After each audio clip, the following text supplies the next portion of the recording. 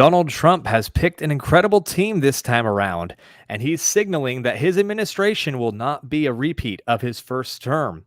On this episode of Forge and Anvil, I'll be joined by Davis Younts to discuss Trump's picks and so much more, so stick around. Welcome to Forge and Anvil, where we hammer out uncomfortable conversations to sharpen ourselves for the cultural, political, and spiritual war that we are living in. My name is Connor. I am host of this podcast. I am a husband, a father, and a follower of Christ Jesus, doing my best to represent him well wherever I go. As I mentioned in the intro, I'm joined by Davis. So Davis, go ahead and say hello and introduce yourself to those who are not yet familiar with you and your work. Yeah, absolutely. Thanks for having me on. Pleasure to join you again. I'm a Christian husband, homeschool dad, and I have my own law firm. My background is military. I served for 11 years on active duty in the military as a JAG, a military attorney. I've had my own law firm since 2019, and I focus a lot of my practice on representing military members as well as representing Christians facing religious persecution and other issues that we're facing throughout society today. Awesome. Well, glad to have you back, Davis, and I'm excited for this conversation. But before we get started, for you listeners, if you have not yet heard the announcement, we are now officially a part of the Jettison Entertainment Network. So that is a new network that I am a part of. I've had the proud job of facilitating this sort of arrangement between myself, the guys from Contramundum, Stephen Wolf, Backwoods Belief with Jeff Wright, Bendel Wary.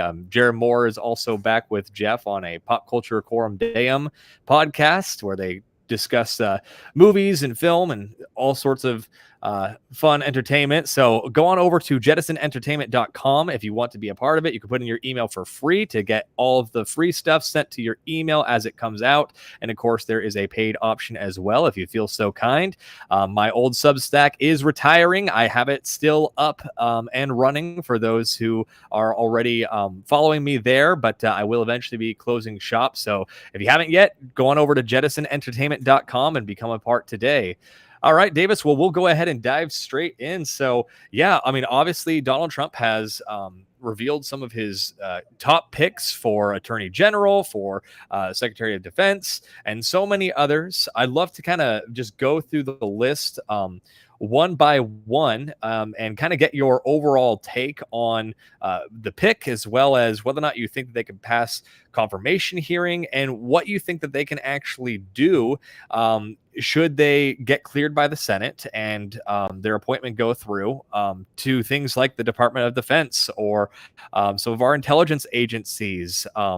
So I would love to just kind of talk through all of that. So I know some you'll be a little bit more familiar with than others, but we should probably start with one of the biggest announcements as far as most high-profile individuals, which would be Matt Gaetz for Attorney General.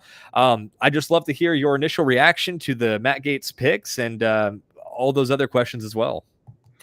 Yeah, absolutely. It is an interesting pick because it's someone who has not worked in the Department of Justice, has no ties to the Department of Justice. And so if you take sort of the traditional political analysis, this is a controversial figure. This is someone who is an outsider to the DOJ. So traditional DC politics would be, why would we bring someone in from the outside? Of course, the complicating factor here is Matt Gaetz was someone who was investigated by the Department of Justice. He was subjected to an FBI investigation. And so that brings a whole, interesting element to all of this. I will say from my perspective, listen, I think that the FBI is a bloated organization. I think there's a legitimate grounds, and it sounds controversial to say, but I think there's a legitimate grounds to ask why we even need an FBI currently, like why we even have that organization when every state, every county has law enforcement agencies. So I think there's a lot of questions that could be asked there. So it's a disruptive choice. It's an outsider pick, and there are questions. A lot of people are concerned. A lot of people would be legitimately concerned, especially if they only listen to mainstream media, that this is someone who has a questionable past. But here's the issue. The Department of Justice looked into the allegations against him in 3 years ago. They investigated it for a long time, and they brought no charges. So they fully invested this case. They couldn't even get to the point where they thought they would get an indictment against him. So this is sort of a red herring, I think, to distract from the point, which is DC doesn't like this pick. But He was never charged with anything criminal. The other allegations that are related to this alleged, incident with someone who was underage, there's never been any proof of it. The House has spent 3 years doing an ethics investigation into him. They've never released findings. So that's where we stand right now. So maybe those findings will be released as he goes through Senate confirmation. There's certainly people in the House that dislike him. He's been a disruptive force in the House. But that's kind of the background as we get into this pick. Right, right. Yeah, and at this point, the allegations that have been thrown at Gates, at this point, there's really only two options. Either they truly had proof of his wrongdoings and for one reason or another decided to sit on it and not release it, which is a terrible look because then you immediately start to think, why? Or they made up the whole thing from the beginning and Matt is completely innocent of all these charges. Either way, it's not a good look. So in a way, he really has them in between a rock and a hard place. Trump does by picking Gates because really there's just no good reason for the accusations against Gates to be slow rolled. At this point, we just need to have the hearings. And if you have the evidence, then go ahead and present it. Let the American people see it. Or if you don't, then I think a lot of people owe Matt an apology and a lot of people deserve to probably have an investigation of their own should Matt actually become the AG. You're absolutely right about that. That's the huge question here. If you've had this evidence, if he engaged in criminal acts, if it was that heinous, then why has it taken this long? Why weren't these charges brought? And, was somebody attempting to blackmail him? Was there something else more sinister here with this? Not to get conspiratorial on it, but that really is the reality. Either you had the goods on him and he should have been, investigated, brought, had sanctions brought against him in the House or charges from the DOJ, or not, put up or shut up. They never brought forward these charges. So it's bad timing now. It's a bad look for them to come back and come after him now. Exactly. Yeah. And so ultimately, Matt Gaetz, for you listeners who maybe haven't kept up with it as closely, he has now officially resigned from the House. My understanding is that now there will be a special election to fill his seat in Florida. So that's going to be an interesting race to follow, I'm sure, to see who ultimately replaces Matt. Hopefully Matt has a hand in actually picking and vetting the person that will ultimately vie for his seat. I'm sure he'll probably make an endorsement once the candidates come forward. So I'm sure we'll be on the lookout for that because we really don't want to lose any ground with this resignation from Congress with someone like Matt Gaetz, who, whether you like all of his style or not, you can't deny he's at least been effective for pushing forward the America First movement. But I know one of the big concerns that many people are talking about, and of course, there's a bunch of rumors going on right now in the Senate about who's actually going to back Gaetz and who's not. I think they're going to have a lot of senators try to publicly back Gaetz and then privately possibly be a turncoat. But what's your take on Matt and getting him through the Senate and getting him confirmed for his position? Do you think he has a shot? I do think he does. I also think there's a clear plan from President Trump to do a lot of recess appointments, which brings out, an interesting constitutional issue. Recess appointments are essentially a temporary appointment. The president does have the authority to do that. It can be done. So I think that may be the pattern that Trump follows. Different than last time, Trump has had a plan in place. He's had this transition team in place. People have been being vetted for months, even before the election. Trump had a contingency plan in place in the event he won. And so I think the idea of putting people in place, putting them in an acting position during recess appointments is fascinating, because if they are in the job, doing the job and being successful in the job, carrying out, an agenda that makes sense, that the American people like and that they voted for, it's going to be harder for the Senate not to confirm someone who's already being perceived as doing a good job in that position. So I do think there's it is an interesting strategy to focus on these recess appointments. Yeah. Yeah.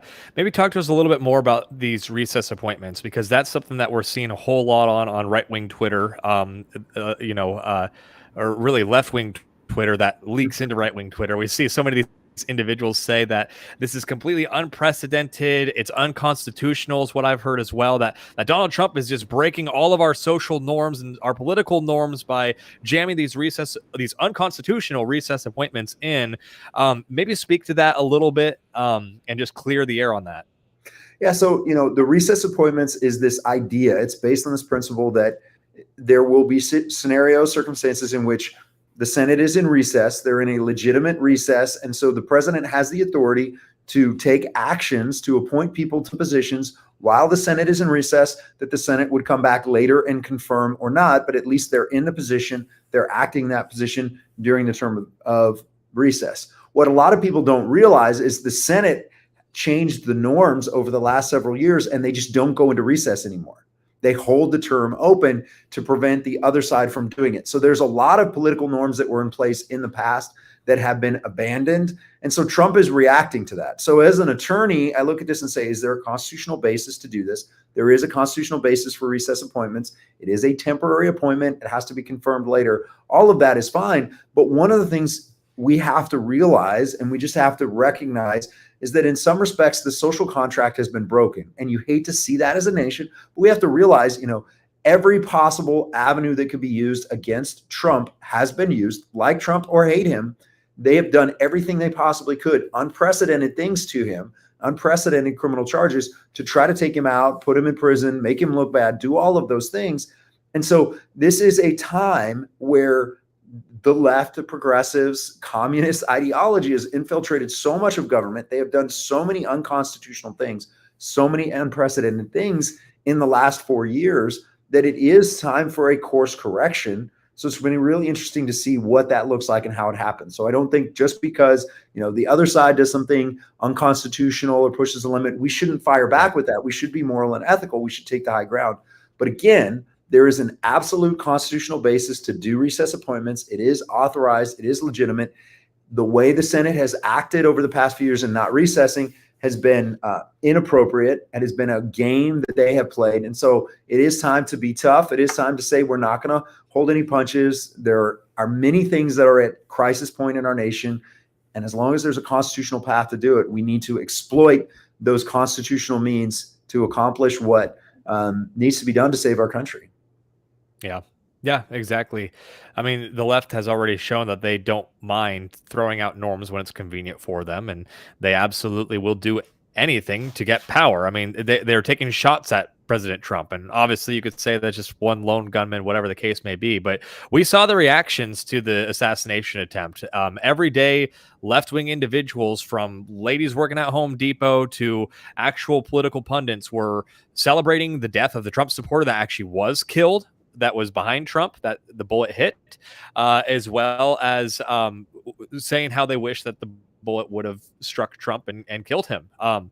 So we know that there's a large group of people. How large exactly, that can be debated. We will probably never know those numbers exactly, but there's a group of people that truly just want Trump supporters dead. And while that is the case, we have to recognize that we are playing a game for our lives, and we have to, of course, be ethical. We have to not sin. We have to stay within the means of the law. But like you said, we can stretch the boundaries of our framework in order to hold wicked people accountable. And it's not a decision that we want to play, but I've used this analogy before, and it may be overly simplistic, but if you're playing a game of Monopoly and the person across the table from you is constantly stealing from the bank and just putting it into their own pocket, you're never going to win. So at some point, you have to also grab some money from the bank yourself until maybe you guys both realize this isn't even a fun game anymore. No one's going to win. Maybe let's both agree to actually go back to the rule book and read the rules and start to follow it, and then maybe we can have a social compact again. Because to your point, the social compact's broken. So right now, unfortunately, we're fresh out of options. Beyond things that we really don't want, like hot warfare. Obviously, we don't advocate for that on this show. We want to turn down the temperature. So, unfortunately, it seems the only realistic pathway is to actually punish evildoers, and we pray to God that He will grant us peace in our times, and that some of this will turn down a little bit. Absolutely. Yeah. Well, let's move on to some of his other picks then. So we talked about recess appointments. They may be used for some of these picks. I want to talk for a brief moment about Marco Rubio, because that's probably a non-controversial one. I don't think Rubio is going to have any problem getting through the Senate. But what's your take overall on Trump appointing Marco Rubio? I think it's an interesting political move. I am not, as a retired military officer, as someone who has deployed, who's been involved in, Operation Enduring Freedom and other issues we've been a part of, I'm not a fan of any neocons, right? And my fear with Senator Rubio is he is a neocon, and by that I mean someone who is beholden to the military-industrial complex, who wants to see us involved in all of these foreign engagements, no matter what. They want to see a benefit from that. So I have concerns there, but I think in many respects, he is someone who is capable of bridging gaps. I think he will be effective. I think he's a smart guy. I think he can be effective in the role as Secretary of State, and quite frankly, it gets him out of the Senate. And I would hope, with as red as Florida is now, that his replacement would be an improvement over where he's been on many issues. So I think, all in all, I think it's an interesting pick. I think that there's someone, he is someone who's capable of representing the United States well in foreign things. And as Secretary of State, he doesn't set policy; he just reacts to it and carries it out. Right. So I think it's a wise pick in many respects. Yeah, I tend to agree. I know quite a few of my libertarian friends, like Clint Russell, was talking about how he's concerned about Marco Rubio, but I also replied to him, and he liked the post because I think he thought it was a fair take. Donald Trump, if anything, one of his strongest things that you could point to was his foreign policy. He didn't start any new wars. Obviously, there are debacles going on in Syria and things like that. We have a lot of military adventurism going on, where we shouldn't, and that started long before Donald Trump.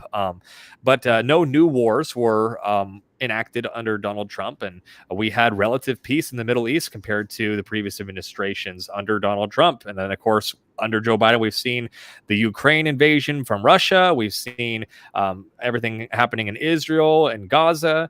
None of that was happening under Donald Trump. So even if Rubio has some war hawk tendencies, I think that the beautiful thing is that he will have to answer to Trump, who has shown that he wants to rule peace through strength.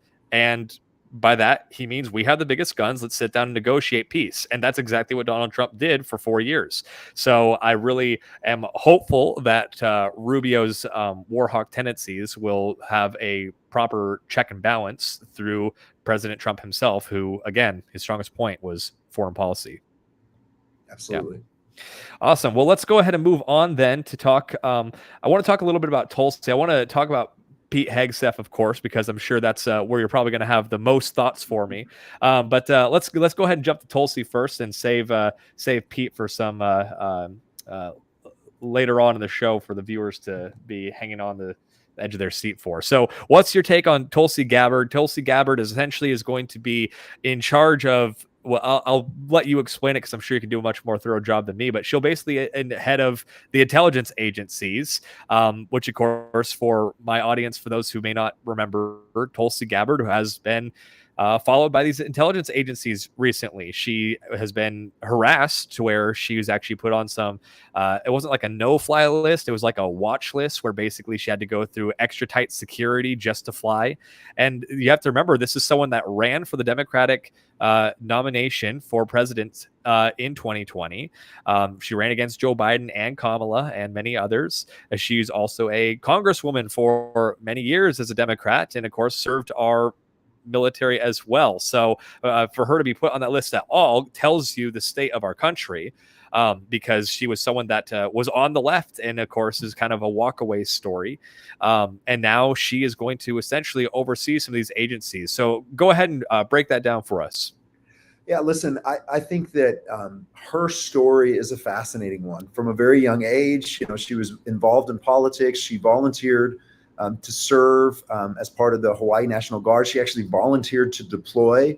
So she is a combat veteran. She has done all of those things. And then she served as an effective congresswoman and did well. She was a very devout Democrat, but she ran for president as a Democrat, but she was already splitting with the party. She was absolutely becoming much more libertarian, not perfect by any means. I wouldn't agree with her on a lot of things, but she was becoming much more libertarian, which was an absolute threat to sort of establishment Washington. She ended, the way she responded to Kamala Harris in the debates, exposed Kamala Harris. Is what ended Kamala's initial campaign for the presidency. And you're absolutely right. When she decided to leave the Democratic Party and ultimately become an independent and then a Republican and be outspoken on these issues, when she dared to criticize the establishment, they turned on her very quickly. They did. They absolutely put her on, this foreign agent terrorist watch list, so that she's on this list where they're spying on her, they're watching her, and absolute corruption of anything that our intelligence agencies should be doing. And once again, much like Matt Gaetz, who's someone who was investigated by the Department of Justice, and no charges were ever brought. Tulsi Gabbard was in the same situation. They were looking at her. They were treating her like she was some sort of foreign asset with no proof, no evidence. They never brought anything against her. And now she's put in this influential position where she's the director of national intelligence.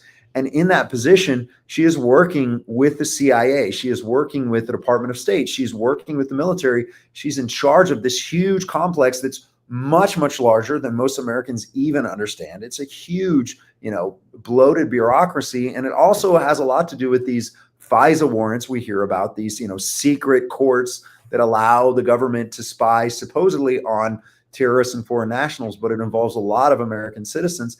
So she's going to be in a position where she can bring real change, real significant change to those agencies, because she has seen how they were abused to go after a political opponent.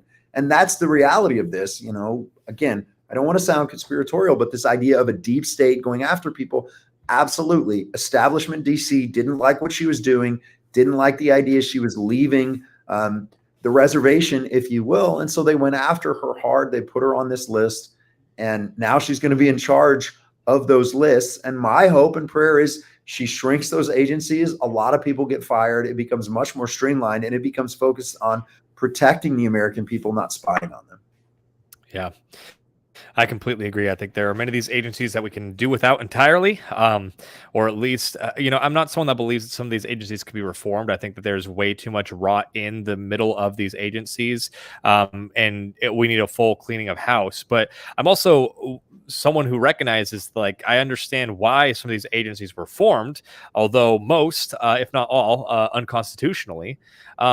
But regardless, I can understand the argument for some of these. But the issue is, of course, the arguments may be there, but arguments or no, what they were originally intended to do is not what they are doing. And right. Of course, Orrin McIntyre's famous for the purpose of a system is what it does. Right. So just like the Democrats and how they will name, or all of Congress really, how they name their bills. The Save America Act, and in reality, it's giving trillions of dollars to go and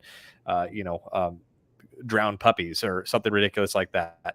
We have to look past the titles and see what they're actually doing. The purpose of a system is what it does, and what is the FBI and some of these other agencies doing? They are being weaponized against Americans. So if she can get in there and shut some of this down, that would ultimately be my greatest hope. Reform what you can, destroy what you must, and build what you need. So yeah, well, let's go ahead and move on then to Pete Hegseth then, because, of course, he is going to be he's going to be Secretary of Defense. So really, Pete is going to be working directly with many of the men that you have represented, both in your law firm, and then, of course, many of these men that you served alongside or served over. So talk to me about Pete Hegseth and what you think of Trump's choice in him.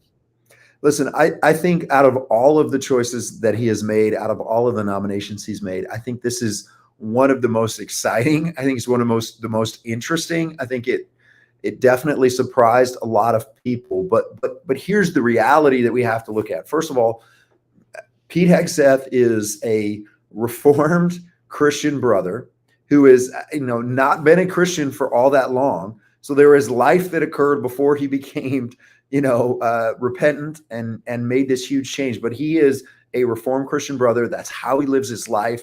He's moved his family to a place to be a part of an amazing church, to get his kids into a Christian school, and to really focus his life on serving God. That's what he's committed to. So just from the standpoint of someone who, you and I, and our faith perspective, just our theology, and knowing how important that is, all of Christ for all of life, so many things we would agree with are present in him, are present in his church and what he's doing. That's just incredibly exciting that he would be in that position to influence and further the kingdom of God by doing that. So let's start there.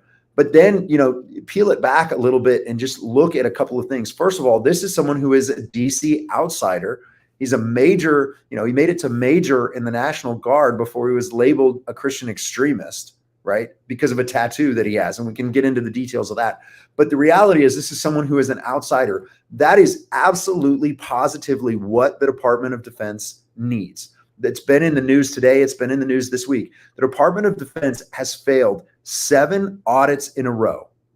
That goes back to the 90s. Now think about that. There's not a single business, there's not a single church, there's not a single nonprofit in this country that if they could not pass an audit, a simple financial audit, that the leadership would not be fired. You might get one chance to clean it up and given an opportunity, but would not be completely fired and thrown out. That's one piece of this. The other piece of this is we have failure after failure in our Department of Defense. And again, I'm a military veteran. There are so many people that I served with that I love. There are people that continue to serve that I have nothing but admiration for. But our military is so bloated. It has become so bureaucratic and weak. It is absurd. I mean, look at what happened with the withdrawal from Afghanistan. That was an absolute tragedy that did not have to happen. And it was a reflection of weakness throughout the ranks of the military. Our military is absolutely bloated. It is way, way too big. If anything, we should have a larger guard and reserve. That's a long conversation. But listen, Pete Hegseth is a man who understands that because he deployed. He was in Iraq. He served in Afghanistan. He has seen combat, but he's also been part of the National Guard and done these other things. So not only is he going to bring a sound Christian theology to everything he's doing in the military department, he's also someone who is a real combat leader, who is a combat veteran, who isn't beholden to Raytheon or Rand Corporation or all of these other members of the military industrial complex. And that really is a huge part of the problem with our military. Look, President Eisenhower in his farewell address, I would urge anyone listening to this, if you have not read it, go online and Google Eisenhower's farewell address. He was a general. He was a 4-star general. He was a general of the Army. He was one of the highest ranking military members we've ever had. And when he left the White House, what he warned all of us was beware of the military industrial complex that is going to get us into forever wars and only cause the Department of Defense to get bigger and bigger and bigger. And he also warned us of the coming tyranny of experts. In other words, he talked everything we've seen with experts. Oh, we have to listen to the experts. We can't use common sense. We can't have freedom. We have to listen to experts. He warned us about all of that. President Eisenhower did. Why does that matter now? Because Pete Hegseth is the kind of person that's going to come in and say, I'm not beholden to any of these corporations. I'm not beholden to any of these people. I've never served on their boards. I have no desire to go and work for them after I hang up the uniform. I can actually come in with a clean slate and do what makes sense from a warfighter combat perspective and bring a Christian influence to it. So it's not just about the DEI stuff and the trans insanity that we've had in our Department of Defense. It's about bringing someone in who has a clean slate and can come in from the outside and actually run it efficiently and focus on what needs to be done, which is having a military that is combat ready and is ready to be lethal, not that is posed for being politicized and social experimentation. Yeah. What do you think is going to be, I mean, there's many, I'm sure, but what do you think is going to be the biggest challenges that Pete is going to face? I mean, obviously he has to get confirmed. That's challenge number one. But let's say he gets confirmed and he actually gets in and is serving under Donald Trump. What kind of big challenges is he going to have to immediately overcome to start making some meaningful changes? I think the biggest thing is that just like every aspect of every federal bureaucracy that we see, the military gets a pass sometimes, but people need to understand the military is just a huge bureaucracy. It is a huge bloated bureaucracy with all of these layers, and you have all of these people in positions, including civilians within, government civilians within the Department of Defense that just outlast military members. You have a very difficult time firing them. You have a very difficult time getting rid of them, and they influence policy in so many ways. So I think there's going to be an entrenched bureaucracy that just is going to try to outlast him. They're going to be like, we outlasted the last Secretary of Defense. We're going to outlast this Secretary of Defense. So I think he's going to face a huge challenge with that. The other challenge that he's going to face is just the military. So many leaders, especially sort of the middle management level in the military, are so afraid. They are so afraid of doing anything other than what is perceived as politically expedient that he's going to have to overcome that fear. He's going to have to empower commanders to be leaders, to make hard decisions, to fire people that need to be fired, and sort of turn around that path by having real expectations. So there's a lot I could go into there, but one of the best examples is in 2015, the two professors at the Army War College. It's in Carlisle, Pennsylvania. It's where all Army senior leaders go as they advance through the ranks and get ready to become a general officer. They get trained there, and two professors there looked at what was happening in the Army, and they said, look, we think we have an integrity crisis. And what they demonstrated just in one avenue was all of these military, these Army, they looked at the Army in particular, all these Army commanders were making a habit of lying on inspections that were being done because the expectation was perfection. In other words, this is just an example, but they looked at training. They said, okay, here's all these training requirements that are put on the Army. And all of these commanders are saying they're accomplishing 100% of these training requirements. The problem is when you actually looked at days in the year and hours in the day, you could prove it was impossible to accomplish all of these trainings in a calendar year. And yet all of these Army commanders were checking the box and saying, yes, all of our people completed this training when it was impossible to do it. And that's just an example of how bloated and ridiculous this got. But they showed there was this mentality that it was okay to just check the box and give your leadership the answer they wanted to hear, because saying anything other than the right answer was unacceptable. So that's wild, but that is rampant in our military, where you're expected to compromise your integrity in these leadership positions to give the person above you the answer they want to hear so they can give their boss the answer they want to hear and just move through it. And COVID is a great example of that, because no one cared about the safety of that vaccine. No one cared about whether or not it was FDA approved. No one cared about religious accommodations or anything else, because they were simply told from the top down, we want 100% of people in the military to get this. Make that happen.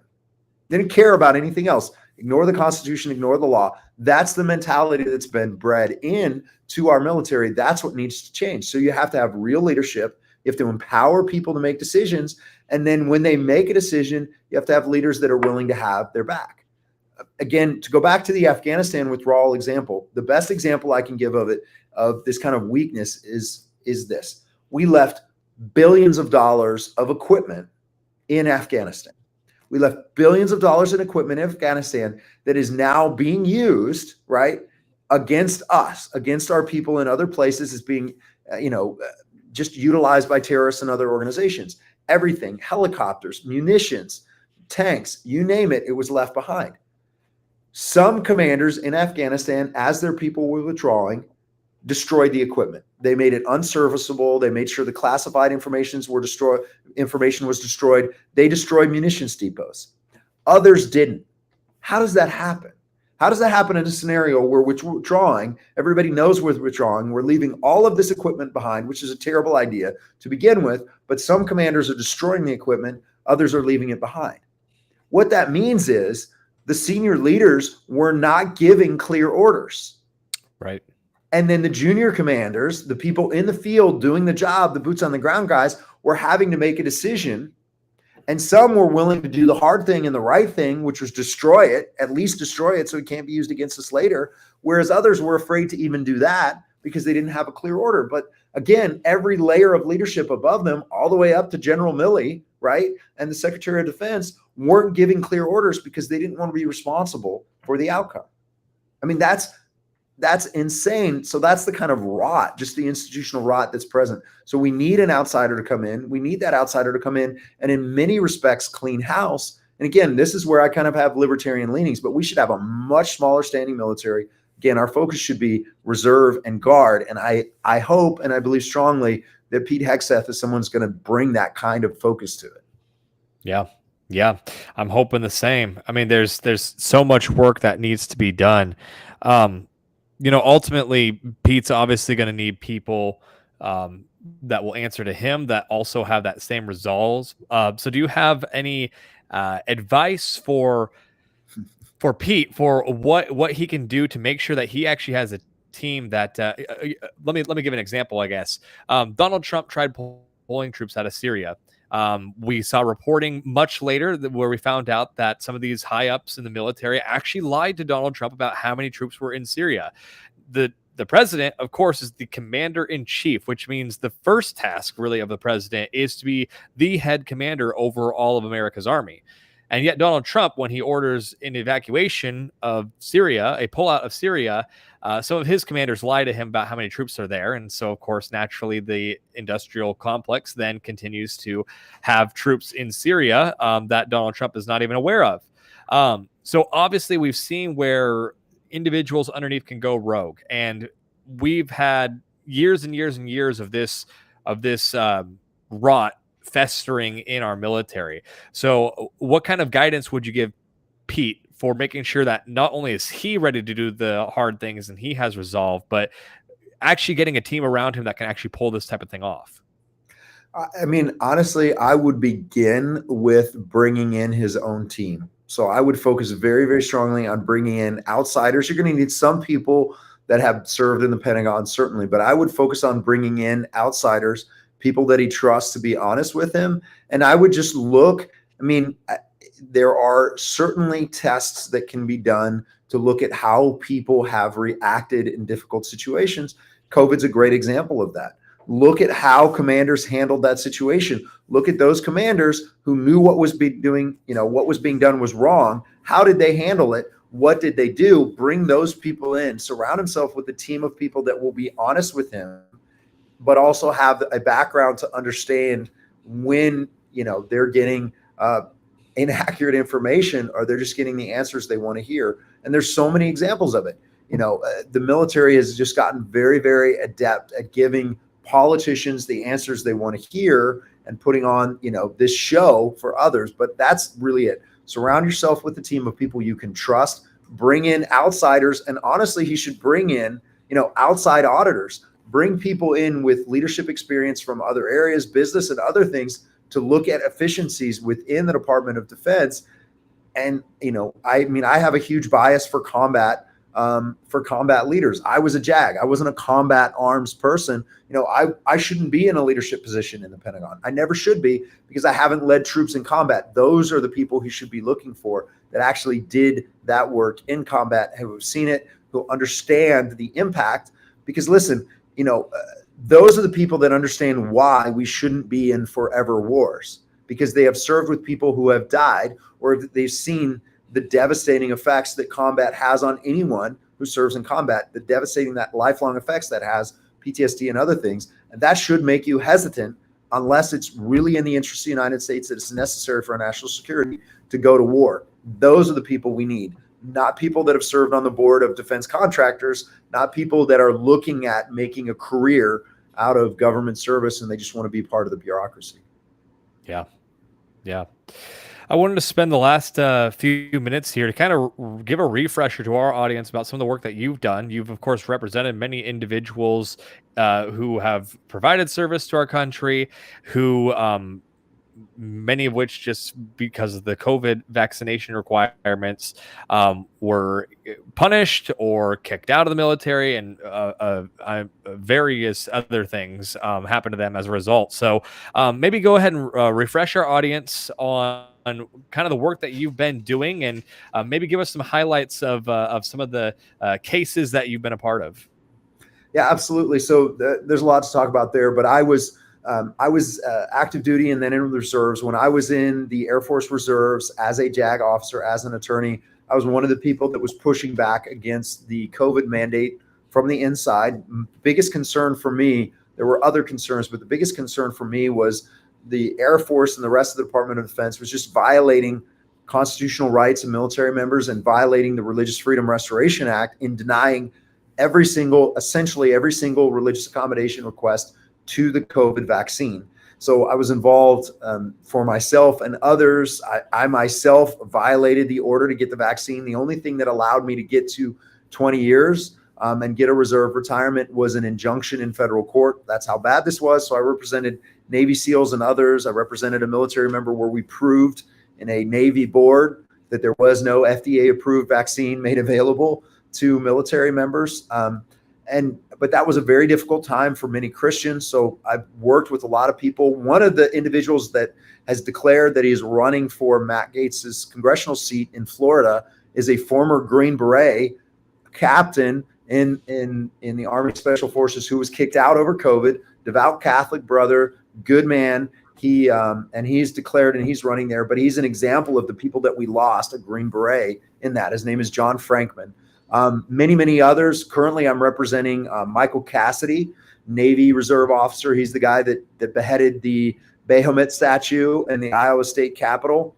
They have, the state of Iowa, that case is resolved there. Those charges are ultimately going to be dismissed and fully expunged. But the Navy has labeled him an extremist, a domestic extremist, because of what he did and because he posted some Bible verses on X. I'm not kidding. They cited four posts that he made on X that cited Bible verses. So they have labeled him a domestic extremist. So we're still fighting for him. The Navy's going to try to kick him out. We're hoping the election, people like Pete Hegseth getting in there may help that. Representing a great Christian brother, Navy Captain Brad Geary, who refused to compromise his integrity over COVID, who also refused to compromise his integrity and go along with a narrative that the Navy put out when a SEAL candidate passed away because he was using performance-enhancing drugs. The Navy wanted to cover it up and not victim blame, is what they said. And he wanted to tell the truth about it. So they're coming after him, trying to kick him out. I represent a member of the Idaho National Guard who was fired from his position, removed from his position because of his he ran for office 2 years before he was hired for a job in the Idaho National Guard. As soon as he got in that position, he was removed from that position within 5 days when a homosexual man complained about things he had said almost 2 years before, consistent with the biblical view of marriage in his political campaign. And so he was labeled an extremist. So one of the impacts of this election that I just cannot emphasize enough is how bad it is in the federal government, how bad it is in the military. The military, the Department of Defense, has defined traditional Christian beliefs as extremist beliefs. What the Department of Defense did in instruction, what the Army has done is they have said that anyone who advocates to restrict the rights of another person, that's an example of extremism. And they use as examples anyone who advocates for the limitation of other individuals' reproductive rights, right to marry, gender rights. Those are examples of extremists. So many people have seen the PowerPoint slides that went around about pro-life groups, just mainline pro-life groups, not even abolitionist groups, being labeled as extremist organizations in military training slides. That's because of those policies that the Biden administration implemented. So, but the thing is that most people within the Department of Defense just went along with that, right? So when we talk about somebody like Pete Hegseth coming in, they're trying to label him an extremist because he has a tattoo of a Jerusalem cross and he has a tattoo that says Deus Vult, God wills it, on his arm. They're trying to label him an extremist and say he's not qualified because of that. But that is the mentality. There's this deep-seated anti-Christian faith, anti-traditional biblical values that is out there. So those are so many of the cases I've been fighting. Now we're going to be transitioning, I think, to an era where we're going to be fighting to help, gain ground back, help get good policies in place, repair these careers of individuals like this, help them move forward. But hopefully we have good policy in place where we can actually respect religious freedom and do it right and not have secular humanism become the religion of the military, because that's where we're at now because of the Biden administration. Yeah. It's wild to think. I mean, the stories that you tell me are really chilling. But in a way, I mean, it's not all hope is lost. I mean, obviously Christ is still on his throne, so of course we believe in that. But even just speaking worldly, the fact that Pete Hegseth even has a shot at getting in and making some of these changes is a huge boost of optimism that is definitely needed. And I'm sure guys like you who have been kind of on the vanguard of this fight, I'm sure we're very encouraged to see that. And I hope that we're going to see some great wins in this area. And I'm sure guys like you will be ready to support Pete in whatever capacity. Yeah, I mean, anything in closing that we should be thinking about and praying about when it comes to our military and it comes to these appointments by Trump? Yeah, I think the biggest things we need to be praying for is, we need to have wisdom and discretion as Christians in how we support flawed individuals, right? So we have individuals, someone like President Trump and these other individuals, many of them are not Christians. Some of them may be baby Christians, whatever it is. We need to be, sharing the gospel with them, praying for revival and redemption. That's what our nation needs more than anything else. We need a revival. Our churches have failed us. That's my biggest challenge, I think, is men like President Trump and others are stepping forward and leading in these areas because our churches have failed us. Because mainline, evangelical leaders have been so weak. I mean, just frankly, have been so weak. They haven't fought back against all of these horrific things that are happening in our culture, from abortion to transgender. We've just abandoned it. We've lost that battle. We've been way too weak in our churches. So my biggest encouragement is, if you're in a church that is actually engaging the culture, all of the Bible for all of life, right? God's law as the answer and a blessing for society. If you're not in a church that's pushing that, find a church that is, find a community that is, be a part of that and support that, because that's what these leaders are going to need. They're going to need Christians to be advocating for revival, to be sharing the gospel and building community, because the answer is not our government. The answer is Christ and his law and his love for us. So that's my biggest thing, is this shouldn't change what we're doing at all. We should just be encouraged that we now have an opportunity. We have an opportunity to take a deep breath and say, now we can gain ground. The loss of ground when it comes to religious freedom, the rise of paganism, neo-paganism in our culture, we're going to get a break from it for a moment. But now is not the time to sit back and just think that, oh, the election went away, we think is good, so now we don't have to do anything. We can just depend on those. Now we need to lean into it. We need to be prayer warriors and building communities of strength. And I believe, we don't have to compromise values, but when we see something good and positive that President Trump is doing or others are doing, we can say, that's a win. Let's take the win. Let's encourage the win. Let's be grateful. Let's be happy and joyful for the win. And then let's push into other areas, right? So we can, we can rejoice that Pete Hegseth may have the opportunity as a Christian brother to do these things. That's great. We can rejoice that somebody like Bobby Kennedy Jr. is going to be put in a position to do a lot of good. We can be sorrowful that his position on abortion is not anywhere where we want it to be, but we can pray that God works on his heart and he does become, he does begin to see all abortion as murder and makes those changes. So I could speak to that a lot, but I am encouraged. I'm excited. I'm joyful in all of this. And I think when we see a win, we should rejoice in it. We should we should be happy warriors. We should rejoice in what God's doing. And then we should look to continue to advance the kingdom. Awesome. I couldn't agree more. Awesome. Davis, well, thank you so much for joining us. Where can people go to keep up with you and everything that you have going on? Yeah, at Davis Younts on X is a great place to start. If you want to follow what our law firm is doing or you want to ask some questions about this, it's just my last name, yontslaw.com is our website. We also continue to work with a nonprofit called Stand With Warriors. So standwithwarriors.org.